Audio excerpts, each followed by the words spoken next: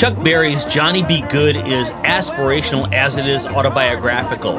Berry combined horn licks and a piano-inspired boogie-woogie rhythm to strike lust in the hearts of teenagers and fear into their parents. Buddy Holly's nerdy good looks, clean guitar sound, and cheerful songs exerted a romantic purity backed with gutsy intent. It's so easy to fall in love sends an undeniable springtime message. Love might only be for fools willing to break all the rules, but clearly that is how it should be. The Who's teenage condemnation wasteland of the hippie drug era that consumed Western culture in the name of freedom and anti-war is a badass call to straighten up and fly right. The fact that it was Keith Moon's last album before his untimely death puts a fine point on the song.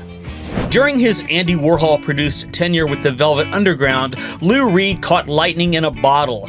Reed writes from his own first-person perspective as a guitarist in a band observing the split between the working class and their entitled peers. Thespian ethics seal Sweet Jane's theme. Anyone who ever played a part, they wouldn't turn around and hate it. The Dead Boys updated Iggy and the Stooges' search and destroy mentality with this incendiary denouncement of parents and social connections via the escape of being in a rock and roll band capable of blasting out the real world while attracting girls. I've got my doll machine, got my electronic dream. Sonic Reducer, ain't no loser, sums it up. It only took 2 chords for Jonathan Richman to tell the story of rock and roll's romantic connection to the car radio, a lonely highway, suburban trees, and 50,000 watts of power. Road runner, going faster miles an hour. America was still pining away over the loss of the Beatles when Iggy and the Stooges sent out their anti-authoritarian and anti-political message with a naked fury. Don't you try to tell me what to do. Raw power is a more than soul, got a son called rock and roll. Raw power is sure to come a-running to you. Elvis Costello took inspiration from Aftermath, the Rolling Stones' 4th album, for his first record with his new band, The Attractions. Lipstick Vogue is the album's most violent eruption. Elvis commands, accuses, and lays down the law over Pete Thomas's machine gun drumming and Bruce Thomas's fluid bass lines. Sometimes I almost feel just like a human being. David Bowie set off a cultural revolution when he wore a pirate's eye patch and a hoop earring on top of the pops to open the floodgates for boys and girls to play loose and free with their sexuality.